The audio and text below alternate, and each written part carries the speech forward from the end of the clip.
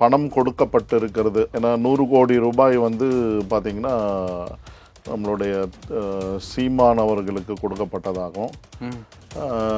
எதற்கென்றால் நீங்கள் வந்து எந்த கூட்டணியிலையும் சேராமல் இருப்பதற்காக, அது இல்லாமல் வந்து ஒரு பேரம் நடந்திருப்பதாக தான் தகவல் வருது. ஸோ அது மட்டும் இல்லாமல் வந்து பார்த்திங்கன்னா திருமாவளவன் ஐயாவுக்கும் வந்து கிட்டத்தட்ட ஒரு 100-150 கோடிக்கு மேல் பணம் கொடுக்கப்பட்டது. இந்த கூட்டணி நீடிப்பதற்காக கொடுக்கப்பட்டது இருக்குது. அதுதான் அவங்களுக்கு ஏற்கனவே கண்டெய்னர்கள் மூலயமா அங்கங்கே வச்சுருக்காங்க, பதுக்கி வச்சுருக்காங்க. மாந்தோப்பு, தென்னந்தோப்பு, அங்கே பினாமி பேரில் வைத்து கொண்டு இருக்கக்கூடிய இடத்துங்களில் சில பாலடைஞ்ச பில்டிங்கு, கல்யாண மண்டபம் மட்டும் இல்லாமல் இப்போ தேர்தலுக்காக வந்து அவங்க ரெடியாக இருக்காங்க. பணப்பட்டுவாடை என்ன சொல்கிறாங்கன்னா, ஒவ்வொரு தொகுதிக்கும் வந்து மினிமம் 15 கோடி ரூபாய் பணப்பட்டுவாடாக்குன்னே ஒதுக்கியிருக்காங்க. அதில் மத்திய அரசாங்கம் இதை உன்னிப்பாக கவனிச்சிருச்சு. ஸோ இந்த மாதிரி விஷயங்கள்லாம் வந்து ரொம்ப நெருக்குதல்களில் வந்து திமுகவுக்கு கொடுத்து கொண்டே இருக்கிறது. கிளப்பி விட்றாங்க இல்லையா, நாங்கள் எதற்கும் அஞ்ச மாட்டோம், எங்கள் மேலே கை வைக்க முடியாது. இந்த ஸ்டேட்மெண்ட்லாம் பாஜக அரசாங்கம் கவிழ்ந்துடும். இந்த ஸ்டேட்மெண்ட் ஏற்கனவே ஸ்டாலின் அவர்கள் விட்டார். திருமாவளவன் வந்து போகக்கூடாமல் இருக்கு. அவர் வந்து என்ன கேட்குறாருன்னா, 30 சீட்டு கொடுங்க, இல்லைன்னா துணை முதலமைச்சர் பதவி கொடுங்க அப்படின்ற மாதிரி கோரிக்கைகள் வைக்க ஆரம்பித்து விட்டதாக தான் தகவல்கள் வருது. அதுக்கு திமுக எந்த காலத்திலும் ஒத்து வர மாட்டாங்க. அரசாங்க ஊழியர்கள் திமுகவுக்கு ஆதரவாக இருப்பாங்க, செயல்படுவாங்க. இந்த தடவை என்ன ஆயிடுச்சுன்னா, எல்லா பக்கமுமே ஒரே பிரச்சனைகள். ஆசிரியர்கள் போராட்டம், ஜாக்டோ ஜியோ போராட்டம். ஜாக்டோ ஜியோ 2 அமைப்புகளாக பிரிஞ்சு அவங்களுக்குள்ளே பிரச்சனையை உருவாக்கக்கூடிய அளவில் இந்த அரசு செயல்படுது. திமுக மட்டும் ஜெயிச்சதுன்னா இந்த தமிழ்நாடு வந்து ஒரு சுடுகாடு மாதிரி மாறக்கூடிய சூழ்நிலை உருவாயிடும். அதுதான் நடந்துகிட்டு இருக்கு. இப்போ ஆல்மோஸ்ட் அப்படிதான் நடந்துட்டு இருக்கு. எல்லா துறைகள்லையும் குளறுபடி. அரசாங்க ஊழியர்கள் வந்து வெறுத்து போயிருக்காங்க.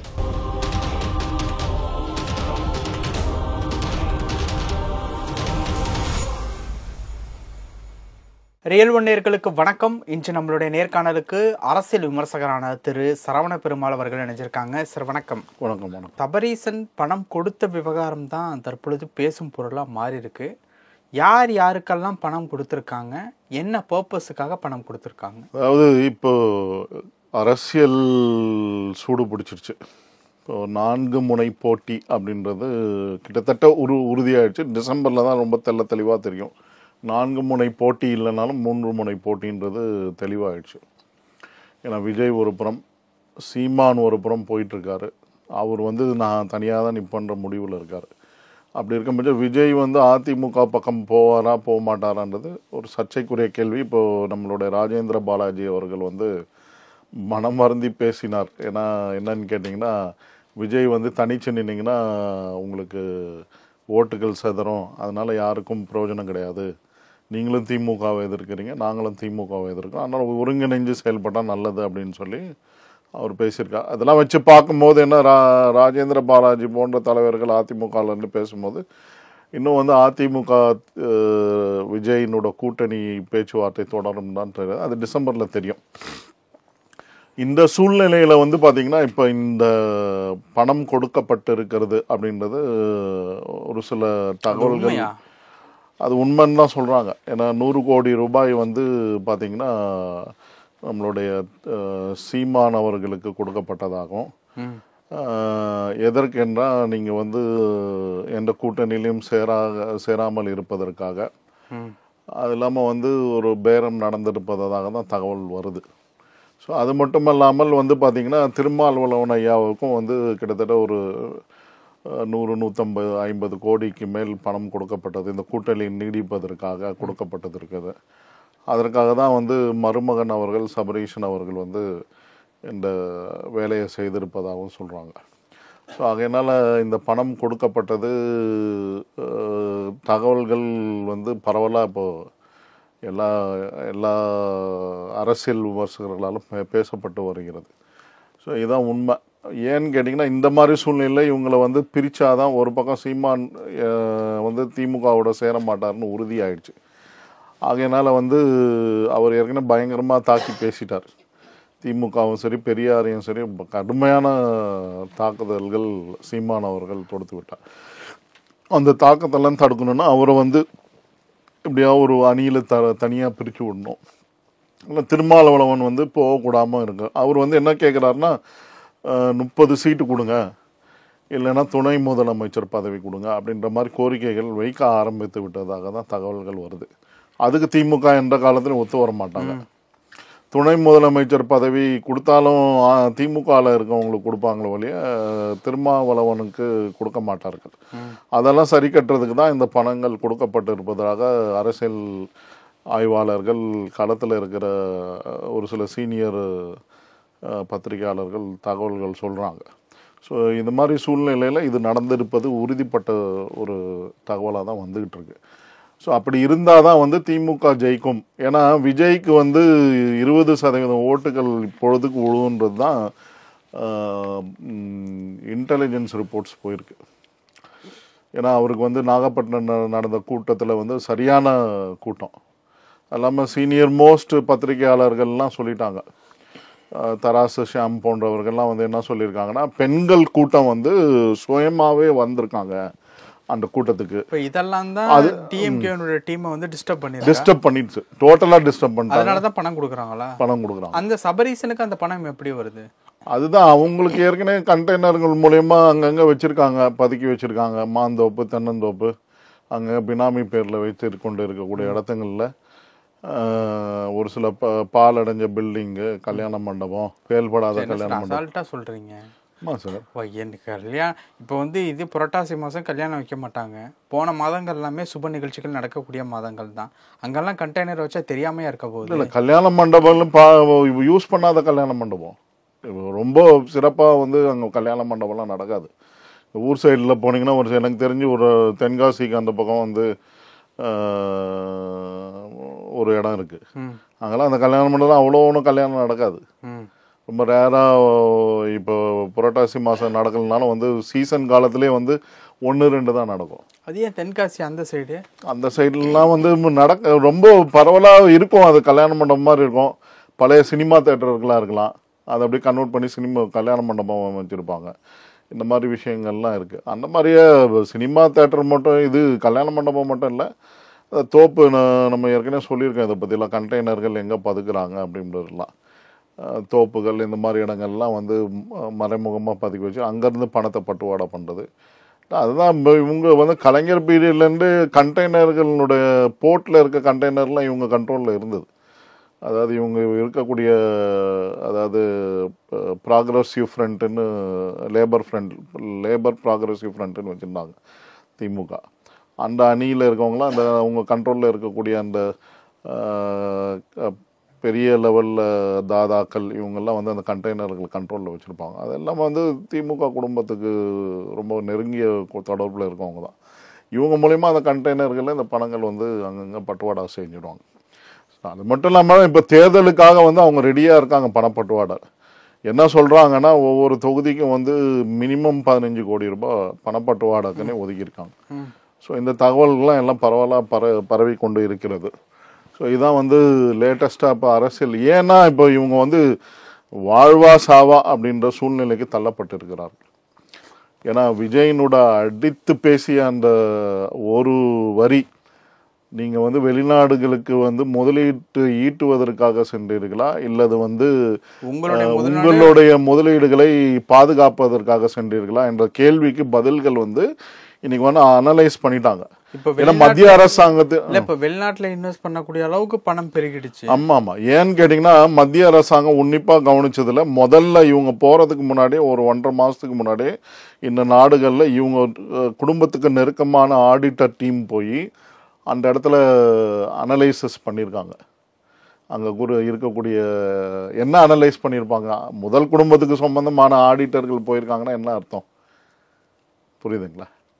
ஸோ அப்போ ஆடிட்டர்கள் என்ன வேலையை செஞ்சுருப்பாங்க, கவர்மெண்ட் வேலையை செஞ்சுருப்பாங்க. இல்லை கவர்மெண்ட் ஆடிட்டர் அவங்களா கிடையாது.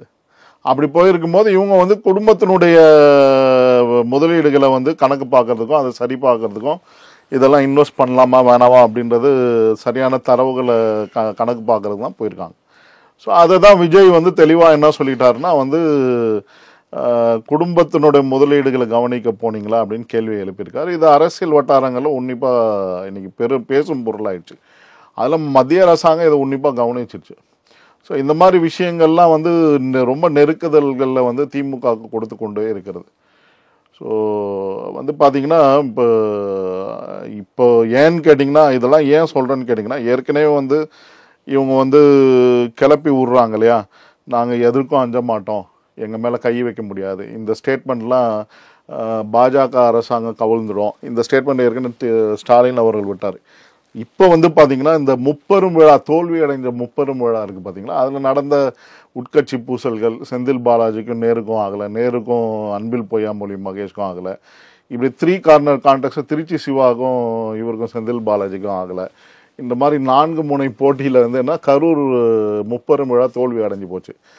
அது மாதிரி அது தோல்வி அடைஞ்சதே இவங்களுக்கு பெரிய அதிர்ச்சி. ஏன்னா கிட்டத்தட்ட 40,000 பேர் தான் அந்த வந்தாங்க அப்படின்னு தகவல்கள் வருது. போலீஸ் ரிப்போர்ட்லேயும் அப்படி தான் 45,000 பேர்னு எழுதியிருக்காங்க.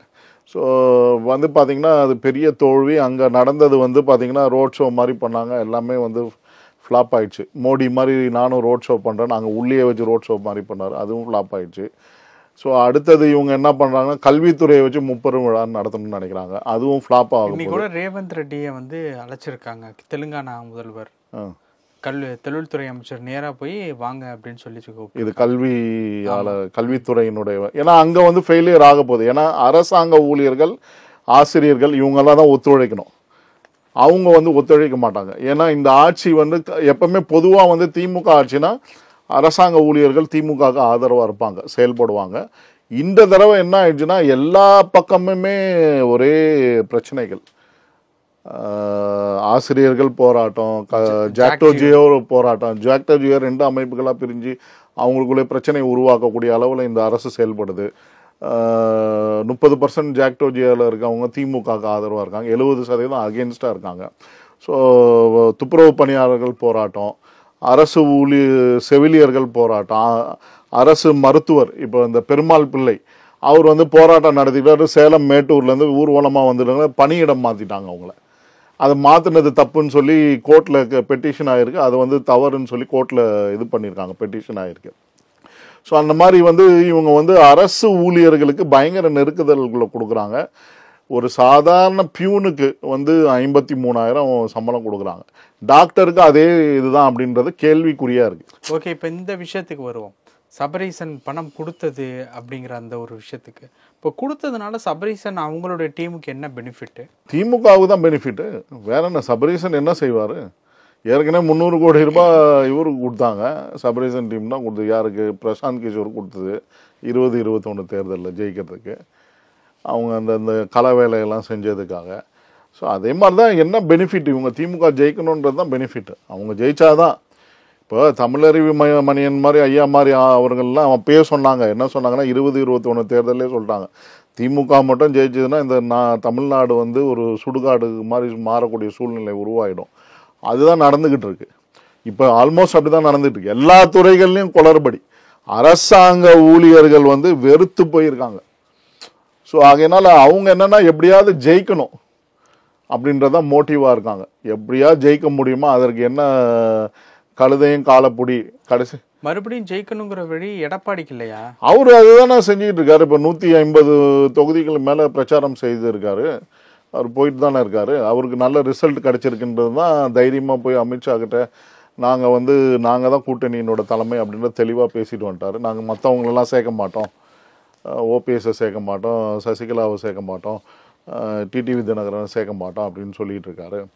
அது இல்லாமல் டிடிவி தினகரன் என்ன சொன்னால் இபிஎஸ் வந்து கூடாது, முதலமைச்சர் ஆகக்கூடாது அப்படின்னு சொல்லிட்டு இருக்காரு. அதுதான் வந்து இபிஎஸ் அங்கே போய் அமித்ஷா கிட்ட சொல்லிட்டு வந்திருக்காரு தெளிவாக. ஏன்னா அவர் கூட்டம் நிறைய கூடுது. 10 கள ஆய்வாளர்களே என்ன சொல்கிறாங்கன்னா தன்னிச்சையாக கூட்டம் கூடுதுன்றாங்க. விஜய்க்கும் கூட்டம் கூடுது, அதிமுகவுக்கும் கூட்டம் கூடுது. இந்த கள நிலவரம் தான் மத்திய உளவுத்துறை வந்து அமித்ஷா கிட்டையும் சொல்லியிருக்காங்க.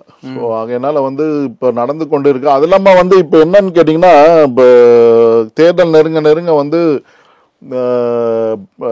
எதிர்கட்சிகள், அதாவது வந்து பார்த்தீங்கன்னா இப்போ கம்யூனிஸ்டுகளும் நேரம் பார்த்துக்கிட்டு இருக்காங்க. ஏன்னா அவங்க என்ன கேட்குறாங்கன்னா, எங்களுக்கு ஒரு 10 சீட்டு கொடுங்க, கம்யூனிஸ்ட் சிபிஐ 10 சீட்டு, சிபிஎம்முக்கு 10 சீட்டு, இல்லைன்னா நாங்கள் வந்து வேற கூட்டணிக்கு போயிடுவோம் அப்படின்லாம் பேசிட்டு இருக்காங்க. திருமாவளவன் ஐயா அவர்களும் வந்து நெருக்குதல்களை கொடுத்துட்டு இருக்காரு. அதை சரி கட்டுறதுக்கு தான் இந்த 200 கோடி ரூபாய். அவர் என்ன கேட்குறாருன்னு, எனக்கு துணை முதலமைச்சர் கொடுங்க, இல்லை 30 சீட்டு கொடுங்க அப்படின்ற ரீதியில் வந்துட்டார். எல்லாருக்குமே ஒரு விஷயம் தெளிவாயிடுச்சு, என்னதான் திமுக மறுபடியும் ஆட்சிக்கு வந்தாலும் வந்து கிட்டத்தட்ட நெருக்கி தான் வருவாங்க. ஒரு 80 சீட்டு 90 சீட்டு 100 சீட்டு தான் பிடிப்பாங்க. அப்படி வரும்போது மற்ற கட்சிகளோட ஆதரவு கண்டிப்பாக தேவைப்படும். ஸோ அப்போ 30 சீட்டு இவர் வாங்குறாருன்னா 20 சீட்டில் ஜெயிக்கிறாருன்னு வச்சுக்கோங்க. 30ல் ஒரு 20 25 சீட்டை ஜெயிக்கிறாருன்னு வச்சுக்கோங்க. அப்போ திருமாவளவன் வந்து என்ன சொல்லுவார்னா, எனக்கு வந்து துணை முதலமைச்சர் கொடுங்க, இல்லை ஹோம் மினிஸ்டர் கொடுங்க அப்படின்னு டிமாண்ட் பண்ண ஆரம்பிப்பார். ஓகே. ஸோ அந்த மாதிரி கூட்டணி ஆட்சி தான் நடக்கும். ஏற்கனவே 2006 வந்து எப்படி வந்து ஒரு மைனாரிட்டி அரசாங்கம், ஜெயலலிதா அம்மையார் சொன்னாங்கல்ல, மைனாரிட்டி திமுக ஆட்சி அப்படின்னு, கலைஞரனோட ஆட்சி, அந்த மாதிரி ஒரு சூழ்நிலை உருவாகும்.